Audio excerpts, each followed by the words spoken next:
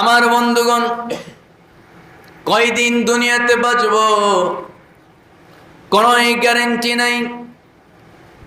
আল্লাহ রাব্বুল আলামিন দুনিয়ার तमाम মানুষকে জানায় দিতেছে, সফল যদি হতে চাও, বান্দা জান্নাত যদি তুমি পেতে চাও, ও বান্দা, আদম আলাইহিস সালাম থেকে শুরু করে নিয়া যতগুলো নবী দুনিয়াতে এসেছেন, প্রত্যেকটা নবী তারা আল্লাহর কাছে দোয়া করেছিলেন।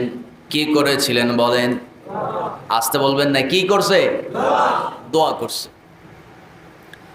অনেক জায়গায় পাঁচ বিবিতে তো আলহামদুলিল্লাহ অনেক মাহফিল করছি। গত জানুয়ারি থেকে এ পর্যন্ত প্রায় 25টা পার হয়ে যাবে শুধু পাঁচ বিবিতেই, একটা উপজেলা, এটা সবচেয়ে বেশি। এটা আবার অহংকার করছি না, কিন্তু কথা হলো আশপাশে যতগুলো মাহফিল হয়েছে আমি চেষ্টা করেছি ভিন্ন ভিন্ন সাবজেক্টে কথা বলার, কারণ ম্যাক্সিমাম মানুষ তো আমার ওয়াজ শোনেই, ঠিক না? কর এই জন্য চিন্তা করলাম দামোদরপুরে এখানেও হয়তো পরিচিত আমার শ্রোতা থাকতে পারে, তাই চিন্তা করলাম নতুন একটা বিষয় নিয়ে কথা বলার। আপনারা শুনবেন তো ইনশাল্লাহ? একটু জোরে আওয়াজ করে বলি ইনশাল্লাহ। সম্মানিত ভাইয়েরা, সফলতার অনেক রাস্তা আল্লাহ দেখিয়েছেন, কিন্তু আল্লাহ তাআলা বলছেন বান্দা, কোন কোন জায়গায় বলেছেন 3টা কাজ করো সফল হয়ে যাবে, কোন কোন জায়গায় বলেছেন 11টি গুণ অর্জন করো বান্দা তুই জান্নাতি হয়ে যাবি। বান্দা ইমানদারের 7টি গুণ অর্জন করো, হাসতে হাসতে আল্লাহ জান্নাতে ঢুকে যাবে, কোনো বাধা তোমাকে আটকায় রাখতে পারবে না। সুবহানাল্লাহ বলবেন না? সম্মানিত ভাইয়েরা, বিভিন্ন জায়গায় আল্লাহ তাআলা বান্দাকে জান্নাতে নেওয়ার জন্য বিভিন্ন অফার করেছেন, কিন্তু আল্লাহ তাআলা এতগুলো নবী, প্রায় 25 জন নবীর ইতিহাস কোরআনে বর্ণিত আছে। সুবহানাল্লাহ বলবেন না? এই 25 জন নবীর মধ্য থেকে সবাই আল্লাহর কাছে দোয়া করেছেন, কিন্তু এক্সেপশনাল, সম্পূর্ণই ব্যতিক্রম কিছু দোয়া করেছেন 10 জন নবী। এই 10 জন নবীর 10টা দোয়া আমরা আজকে শুনে যাব। এই 10টি দোয়া আমাদের জীবনেও দরকার পড়তে পারে কিনা বলেন? আমার ভাইয়েরা, আলোচনার শুরুতে একটা মিসাল দিতে চাই। মনে করেন আমাদের এই এলাকার এমপি সাহেব, তার নাম হলো দুদু মিয়া, আর ভালো নাম কি আছে বলেন? কি নাম? শামসুল আলম দুদু। এমপি সাহেব এক কথায়, এমপি সাহেব একটা নোটিশ দিয়েছে, ওই নোটিশে একজনকে নিয়োগ দেওয়া হবে। আমার ভাইয়েরা, সরকারি একটা চাকরি দেওয়া হবে, সরকারি একটা চাকরির জন্য নিয়োগ দেওয়া হয়েছে, আর এই জায়গায় সম্পূর্ণ হাত হলো এমপি সাহেবের। এমপি সাহেব যারে নির্বাচন করবে সেই চাকরি পেয়ে যাবে। হঠাৎ করে ভাগনার ফোন, মামা আমার তো চাকরি নাই, মাস্টার্স অনার্স মাস্টার্স পাস করছি, কোনো চাকরি নাই, আমার চাকরিটা দেওয়া যায় কিনা দেখেন তো। হ্যাঁ দেওয়া যাবে। তাহলে একটা আবেদনপত্র জমা দিতে হবে। ওই আবেদনপত্র জমা দিয়া তোমাকে চাকরিটা নিতে হবে। তুমি আবেদনপত্র আমাকে জমা দিবে, আর আমি তোমাকে চাকরি দিয়ে দেব। আমার বন্ধুগণ, এখন চিন্তা করে বলেন তো, এই চাকরি কি কেউ আটকায় রাখতে পারবে নাকি বলেন? কেউ বন্ধ করে দিতে পারবে? আমি আরো একটু সহজ করে দেই। ভাগনা মানুষ, মামা কি বলছে, মামা কি লিখতে হবে না লিখতে হবে আমি তো জানি না, আবেদনপত্র দরখাস্ত কেমনে লিখতে হবে আমি জানি না, আপনি দরখাস্ত লেখেন, আপনি একটু বলেন আমি লিখি, অথবা আপনি দরখাস্তটা লেখেন। ভাগনা মামারে বলতে পারে কিনা কোন? বুঝে কোন? পারে? পারে। মামা এখন কি করবে? ভাগিনার আবদার, মামা লিখতেছি, বরাবর মাননীয় এমপি মহোদয়, নিজেই এমপি, বুঝতেছেন কথা, নিজেই এমপি, বরাবর মাননীয় এমপি মহোদয়, অমুক চাকরির জন্য আবেদনপত্র। আমার বন্ধুগণ, এই জায়গায় যিনি সেই আবেদনটা মঞ্জুর করবেন, তিনি যদি ওই আবেদনপত্র লেখেন, বলেন তো এই চাকরি হওয়ার সম্ভাবনা 50% নাকি 100%? 100% এইটা চাকরি মঞ্জুর হয়ে যাবে। কিন্তু দুনিয়ার হাইসিয়তে আমি বলে দিলাম চাকরি নাও হতে পারে, কারণ এমপির উপরে আবার মন্ত্রী আছে। মন্ত্রী যদি কয় আমার ভাগনাটার একটু দেখো, এমপির আর কোনো ক্ষমতা আছে? আমার ভাইয়েরা, আল্লাহ তাআলা বান্দাকে বলছেন, বান্দা আমার কাছে তুমি দোয়া করবে। জাহান্নাম তো বড়ই যন্ত্রণাদায়ক, খুব ভয়ানক একটা জায়গা। এই জাহান্নাম থেকে যদি বান্দা তুমি বাঁচতে চাও, আমি তোমাকে যেমনে শিখায় দিতেছি এইভাবে আমার শেখানো বাক্যে আমি যেমনে শিখাই দিলাম ঠিক এমনি করেই তুমি আমার কাছে মাফ চাও, বান্দা আমি তোর জিন্দেগির গুনাহ মাফ করে দিব। আরেকটু আস্তে কোন সুবহানাল্লাহ।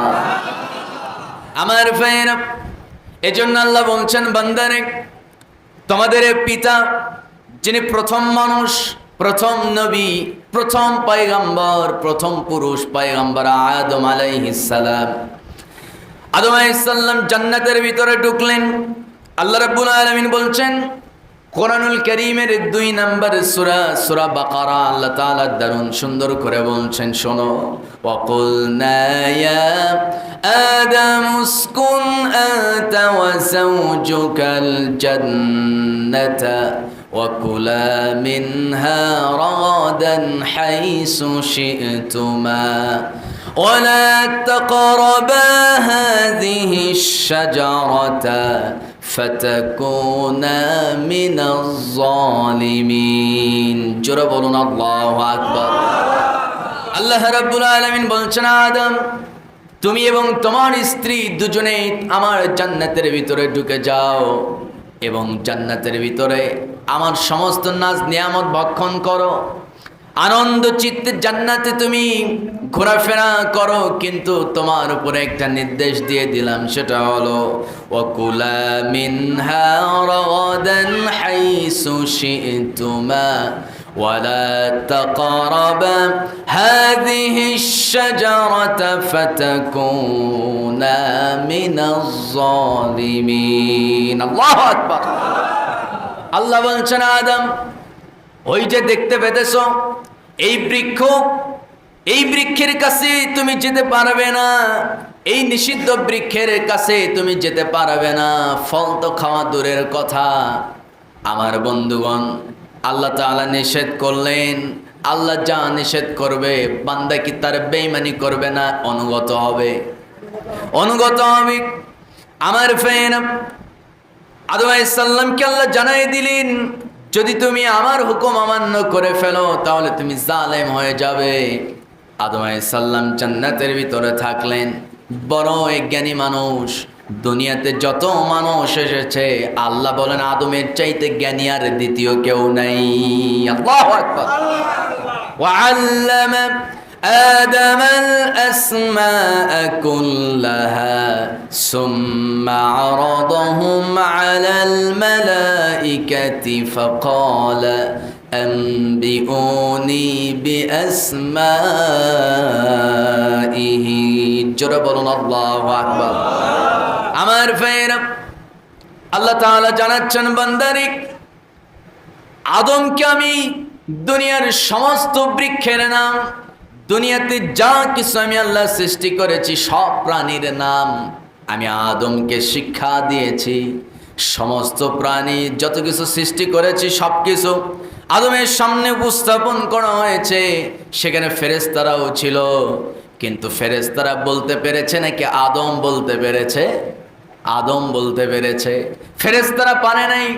যার জন্য আল্লাহ বললেন, وَإِذْ قُلْنَا لِلْمَلَائِكَةِ اسْجُدُوا لِآدَمَ فَسَجَدُوا إِلَّا إِبْلِيسَ।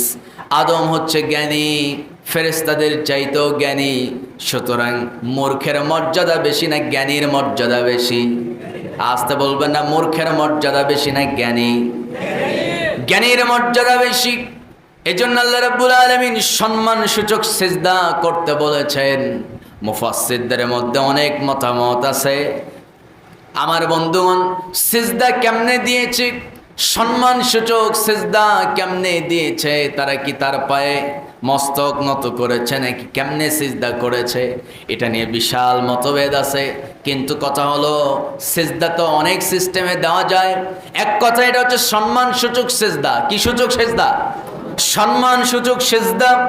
সব ফেরেশতারা আদমের সামনে সিজদায় অবনত হয়ে গেছে, তার মানে ফেরেশতাদের মর্যাদা বেশি না আদমের মর্যাদা? আমরা মাঝে মধ্যে বলি তুই তো বেটা ফেরেশতা হয়ে গেছস, কেউ ভালো কাজ করলে আমরা বলি এই তো ফেরেশতা। কিন্তু ফেরেশতা বেশি সম্মানী না মানুষ বেশি সম্মানী? মানুষ। যদি সেই মানুষ গোলামি করে কার? আসতে বলবেন না, গোলামি করে কার? আর যদি আল্লাহর গোলামি বাদ দিয়া যারা আল্লাহর গোলামি করে তাদেরকে যদি ফাঁসির রশিতে ঝোলায়, ওর মর্যাদা কি আল্লাহর কাছে আছে না গেছে? সম্মানিত ভাইয়েরা, সম্মানিত বন্ধুগণ, যারাই আল্লাহর গোলামি করবে পরীক্ষা তাদের জীবনে আসবে শতভাগ সত্য। কথা কার? আসতে বলবেন না, কথা কার? আল্লাহ তাআলা। আমার ভাইয়েরা, অনেকগুলো কথা একটু সংক্ষেপে বলি, সময় তো অনেক কম, একটু অল্প সময়ে অনেকগুলো কথা শুনতে হবে। টোটালি কথা হলো فَأَزَلَّهُمَا الشَّيْطَانُ عَنْهَا فَأَخْرَجَهُمَا مِمَّا كَانَا فِيهِ। জোরে বলুন আল্লাহু আকবার। আল্লাহ রাব্বুল আলামিন বলছেন শয়তান তো তাদেরকে ঠিক থাকতেই দিল না। শয়তানের কাজ হলো সুম্মা বা'আসনাহুম মিন বাইনি আইদিহিম ওয়া মিন খালফিহিম ওয়া আন আইমানিহিম ওয়া আন শামাইলিহিম ওয়া লা তাজিদু আকসারুহুম শাকিরিন। জোরে বলুন আল্লাহু আকবার। আমার ভাইয়েরা, আল্লাহ তাআলা বলছেন শয়তান তো আমাকে চ্যালেঞ্জ করেছিল, আমি তোমার বান্দাদের ডান থেকে বাম থেকে সামনে থেকে পেছন থেকে তাদেরকে পাকড়াও করব, তাদেরকে ওয়াসওয়াসা দিয়ে তোমার নাশুকরি বান্দা বানাবো, তোমার কৃতজ্ঞতা তারা আদায় করবে না। আমার বন্ধুগণ আল্লাহ জানায় দিলেন, ও ইবলিস জেনে রাখ, আমার বান্দা 10 বছর 20 বছর 40 বছর 50 বছর 60 বছর পর্যন্ত তোর গোলামি করবে, শেষ মুহূর্তে গিয়ে আমার কোরআনটা পড়বে, জান্নাতের রাস্তা চিনে ফেলবে, আর তার পূর্বের সব পাপের জন্য অনুতপ্ত হয়ে 1 ফোঁটা চোখের পানি ফেলবে। আর বান্দা তোর, আর শয়তান জেনে রাখ, তোর সেই 60 বছর 50 বছরের সেই চেষ্টা আমি আল্লাহ তাআলা বান্দার ওই 1 সেকেন্ডের 1 ফোঁটা চোখের পানির বিনিময়ে সব ভ্যানিশ করে দেব। আল্লাহ। সুতরাং আমরা মাফ চাইবো কার কাছে? আমার ফের জিবরাইল আলাইহিস সালাম যখন দেখলেন ফেরাউন নীল নদের ভিতরে ডুবে যায়, ফেরাউন আস্তে আস্তে শেষ হয়ে যাচ্ছে, কিন্তু ফেরাউন তার জিহ্বা নাড়ায় বারবার চিন্তা করতেছে এবার আমি কালেমা পড়ব, মুসলমান হয়ে যাব, তাও যদি আল্লাহ মানে মাফ করে। বুঝতেছেন কথা? ফেরাউন কিন্তু অনেক চালাক।